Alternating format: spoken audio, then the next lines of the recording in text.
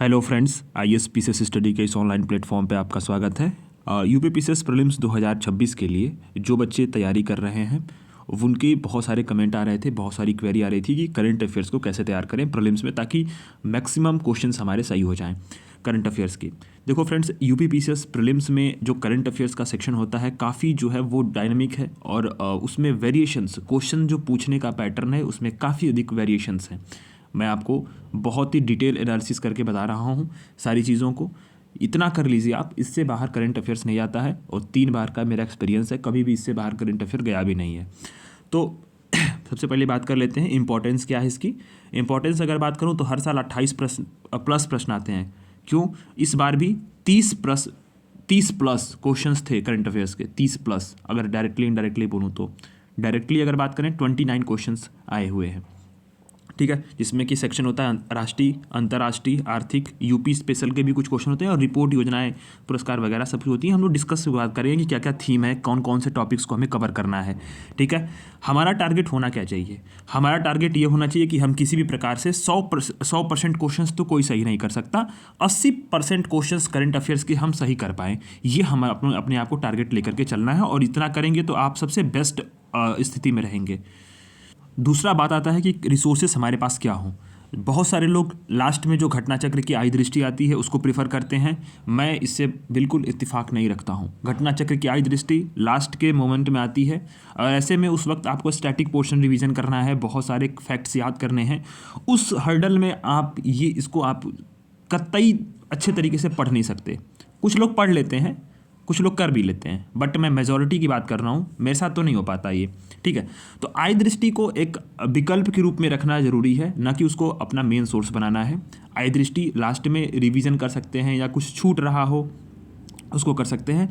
तरीका क्या होगा उसको बताते हैं हम सबसे पहले। और दूसरा है घटनासार। देखिए अभी वर्तमान में कल मैं स्टेटस भी लगाया था कि ये घटनासार की अर्धवार्षिकी आ गई है। इसमें जुलाई से लेकर के दिसंबर तक के करंट अफेयर्स कवर हैं। ठीक है, जुलाई 2025 से लेकर के दिसंबर 2025 तक। ठीक है, तो यानी कि अगर हम बात करते हैं तो घटनासार की जो अर्धवार्षिकी है, ये जो मैगजीन है ना वो हाफ ईयरली आती है, मतलब 6 मंथ पे आती है। एक वार्षिक आती है, लेकिन वार्षिक की जगह हम हाफ ईयरली वाले मैगजीन ज़्यादा बेटर होती है क्योंकि उसमें डिटेल में सारी चीज़ें दी गई होती हैं। तो एक हाफ ईयरली मैगजीन मैंने ऑलरेडी करा दिया था यूपी पीसीएस प्रीलिम्स के पहले ही। ठीक है, वो चैनल पे प्लेलिस्ट में पड़ी होगी। दूसरी जो है जुलाई से लेकर के दिसंबर तक, मैं आपको ये मैगजीन को मैं प्रीफर करने को बोलता हूँ क्योंकि ये मैगजीन देखिए हिंदी में आती है, लेकिन मैगजीन बहुत अच्छी है। यूपी पीसीएस में बहुत सारे प्रश्न इससे मिल जाते हैं, डायरेक्टली प्रश्न मिले हुए हैं, तो ये काफ़ी इंपॉर्टेंट है कि इसको पढ़ लेना। ठीक है, मैं इसकी क्लासेस बहुत जल्द, यानी कि आज या कल में ही, आज रात में मैं इसकी सारी चीज़ों को देख लिया था, तो कल से क्लासेस इसकी स्टार्ट हो जाएंगी। ठीक है, तो घटनासार की ये अर्धवार्षिकी मैं जुलाई से दिसंबर तक कंप्लीट करा दूंगा। ठीक है, ये बहुत अच्छी मैगजीन है और ये यूपी पीसीएस में इससे क्वेश्चंस आते हैं।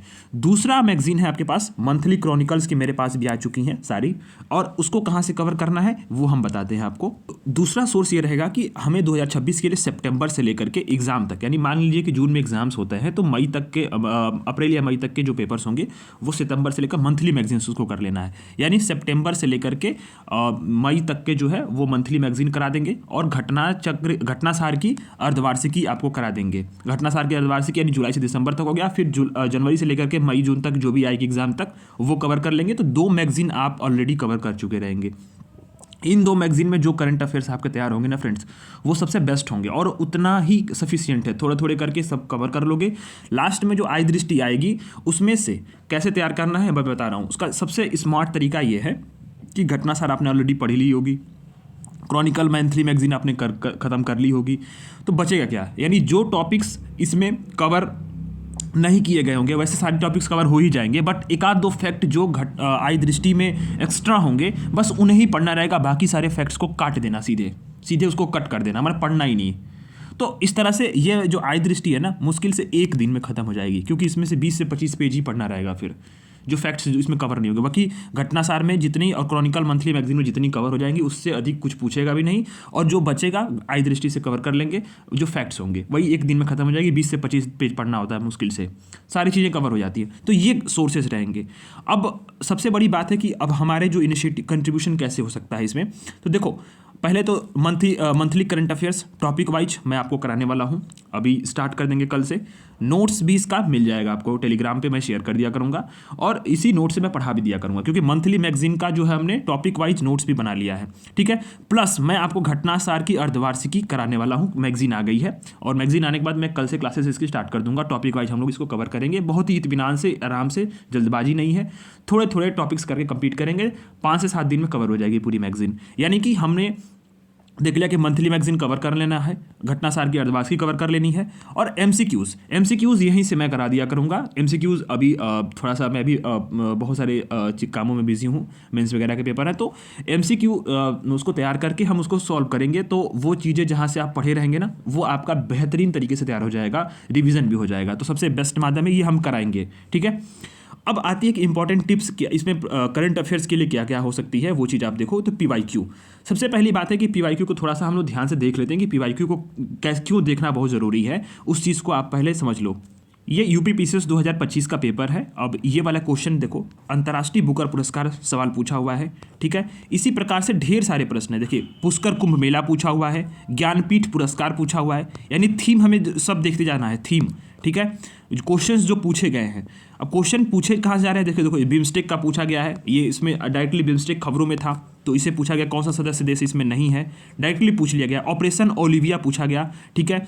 फिर इसके बाद नई शिक्षा नीति में कौन सा कार्यक्रम जो है वो उसमें शामिल नहीं है, पूछा गया है, यानी जो नीतियाँ और जो योजनाएं चालू की जा रही हैं वो। फिर इसके साथ जो है भारतीय उपन्यासकार और पत्रकार में के अंतर्गत जो है अंतर्राष्ट्रीय बुकर पुरस्कार की 5 सदस्यीय जूरी के कौन हिस्सा है, ये सवाल पूछा गया है, ठीक। इसके साथ ही अगर हम बात करें तो देखिए फ्रेंड्स, बहुत ही ईजी भारत पोल पूछा गया है। भारत पोल ये खबरों में था, ऐसा नहीं कि कुछ अलग है। देखिए, जैसे इसमें नई पंबन ब्रिज का उद्घाटन हुआ था, तो ये पूछा गया। फिर इसके बाद जो है दिवस पूछे गए, ठीक है। इसके बाद जो है वार्षिक भूजल गुणवत्ता रिपोर्ट 2024 किसने तैयार की, ये पूछा गया। बहुत ही इजी प्रश्न पूछे गए थे फ्रेंड्स, मतलब आप समझ लीजिए। अटल सुरंग पूछा गया।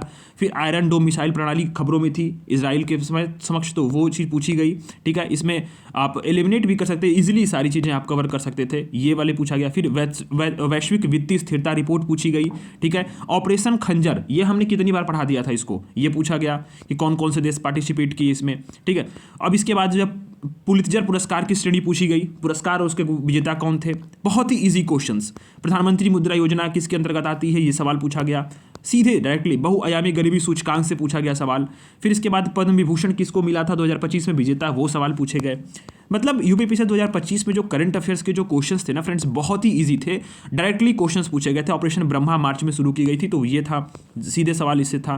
फिर इसके साथ अगर आप देखें तो नीचे आप और भी क्वेश्चंस को अगर आप खबरों देखते हैं इसमें, तो ये उससे ये समझ में आता है। जैसे ओडीओपी है, तो ओडीओपी भी बार बार आप न्यूज़पेपर करंट अफेयर्स के पढ़ोगे ना, तो करंट अफेयर्स में ओडीओपी खबरों में था, कई बार आया था, तो वो चीज़ भी यहाँ से सवाल उठाया गया था, लेकिन उसको आप एलिमिनेट कर सकते थे। आदि कर्मयोगी बीटा संस्करण, ठीक है, ये बहुत इंपॉर्टेंट क्वेश्चन था और ये पूछा भी गया, ठीक है, और ये हमने पढ़ा भी था करंट अफेयर्स में। फिर इसके बाद जो है ये योजनाएं बार बार जो खबरों में रहती हैं, उन योजनाओं का क्रम पूछ दिया था। हालांकि ये करंट अफेयर से नहीं है, मतलब फिर भी, लेकिन खबरों में आप पढ़ते हो तो ये चीज़ें बार बार रिपीट होती हैं, तो वहाँ से करंट अफेयर से सॉल्व हो सकती है, ठीक है। मिस्टी मैंग्रोव पहल पूछा गया, ठीक है। इसके साथ साथ अगर हम बात करते हैं तो किस संगठन के द्वारा वैश्विक वेतन रिपोर्ट जारी की गई, डायरेक्टली क्वेश्चन ये था। फिर इसके बाद आप देखो जून 2025 में साहित्य अकादमी युवा पुरस्कार में कौन सा कथन इसमें सही है, ये सवाल ये पूछा गया। और इसमें घटनासार में आई दृष्टि में हर जगह लगभग हमने उसको करा ही दिया था, ठीक। इसके बाद जो है लाइफ मूवमेंट जो था, लाइफ पहल, life style for the environment पहल, इसको ये पूछा गया सवाल। मतलब ऐसे सवाल थे जो आपको बार बार खबरों में देखे होंगे, बार बार पढ़े होंगे, करंट अफेयर्स में भी बार बार आप देखे होंगे, ऐसे सवाल थे। और करीब करीब ऐसे सवाल जो है 32 प्लस सवाल थे, 30 प्लस जो है 29 प्लस, 29 तो डायरेक्टली है, बाकी इनडायरेक्टली भी अगर हम बात करें तो वो भी पूछे गए हैं।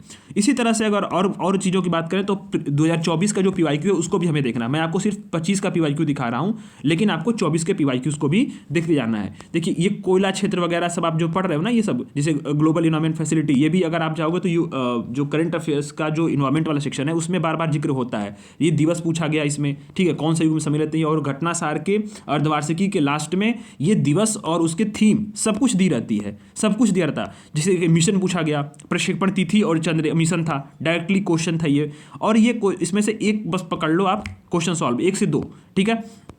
थोड़ा सा 2025 में ऑप्शंस में उलझाया था, लेकिन बिल्कुल इजीली। और ये सब क्वेश्चंस हमने प्रेडिक्ट भी किया था, और मैं आपको जो सब्जेक्ट वाइज एनालिसिस किया था वो पूछा गया। देखिए इसमें मोबाइल का जो गेमिंग बाजार था, ये भी एक रिपोर्ट आई थी, उस पर सवाल था ये, ठीक है।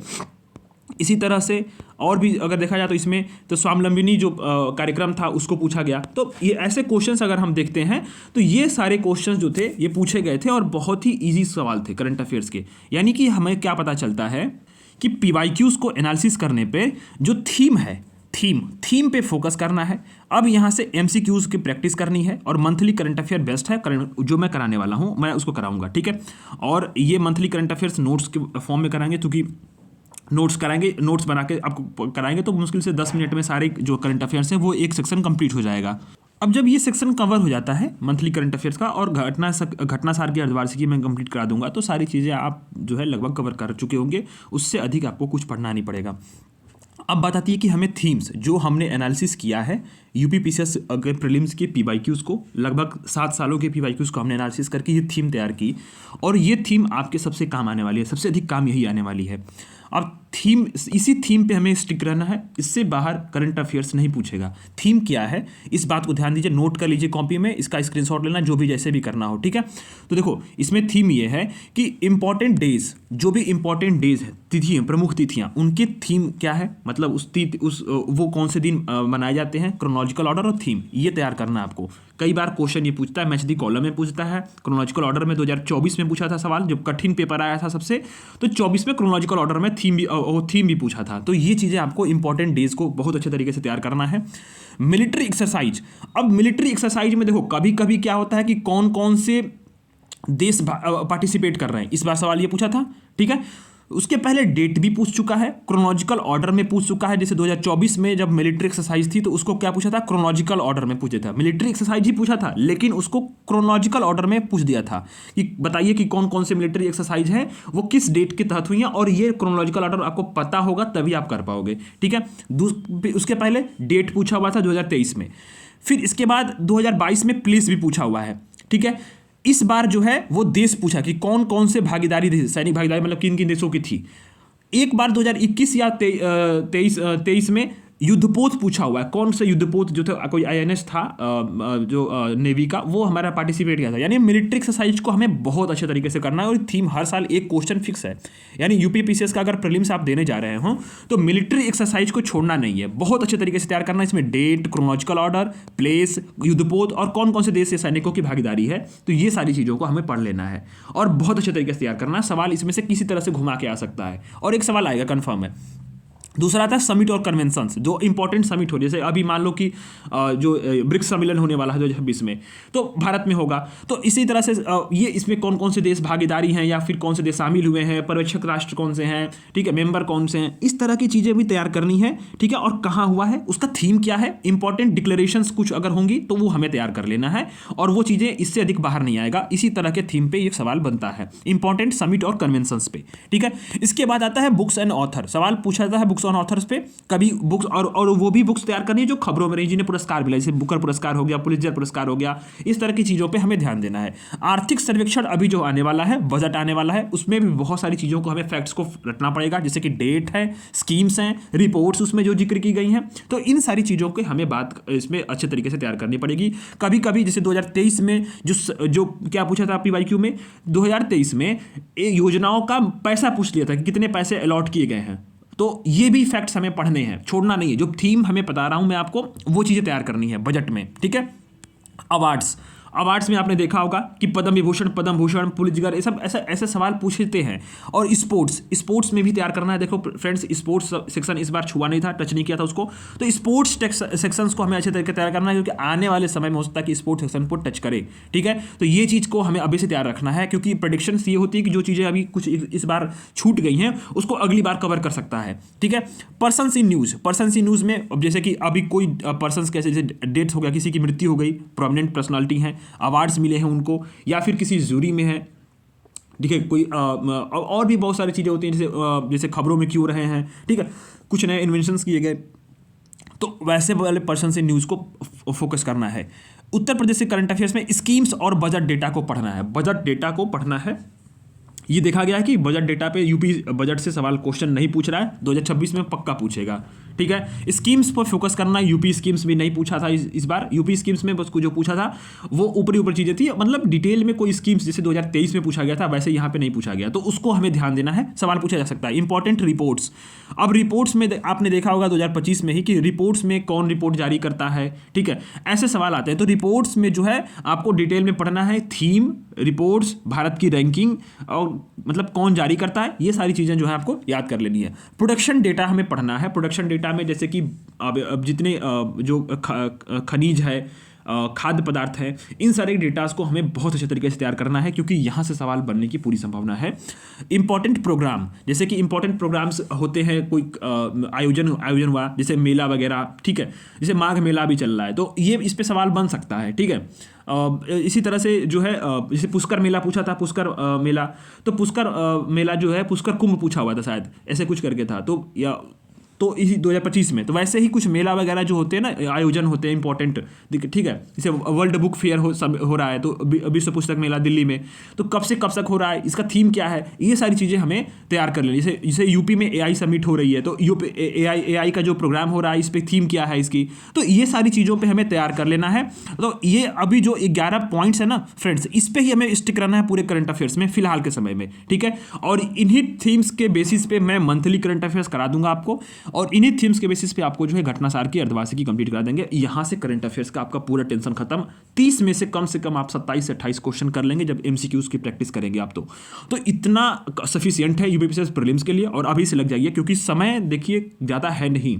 ठीक है, पढ़ने को बहुत सारी चीज़ें हैं, और जिन लोगों का प्रीलिम्स इस बार नहीं हो पाया, अगर वो वेट करेंगे तो उन्हें क्या है कि समय का जो फिर जो है दिक्कत होगा, फिर लास्ट में उन्हें कवर करने में, सारी चीज़ें फैक्ट्स याद करने में, फिर टेस्ट लगाना है, रिवीजन करना है, सारी चीज़ें वो दिक्कत होगी। डेली जो है वो मैं टारगेट देना शुरू कर चुका हूँ। यूपीपीसीएस प्रीलिम्स के लिए हमने पॉलिटी सेक्शन कवर करा दिया है, आज खत्म हो चुका है। नॉर्थ अमेरिका का मैपिंग खत्म हो चुकी है। नेक्स्ट हम लोग सब्जेक्ट स्टार्ट करने वाले हैं, तो जल्दी से टेलीग्राम ज्वाइन करके वहाँ पर डेली टारगेट्स को कंप्लीट करिए। वहाँ से बहुत सारी चीज़ें आपको फ्री में मिल रही हैं, जो कि इसके लिए आपको बहुत सारे जो कोचिंग में आपको पेड पैसा देने पड़ते हैं, यहाँ सब कुछ फ्री मिलता है। तो ये सारी चीज़ें जो है आप इसको फोकस करिए। यहाँ से प्रीलिम्स के लिए आपका करंट अफेयर्स तैयार हो जाएगा। नेक्स्ट सब्जेक्ट्स की एनालिसिस हम लोग जल्दी वीडियो चलाएंगे। तब तक के लिए धन्यवाद।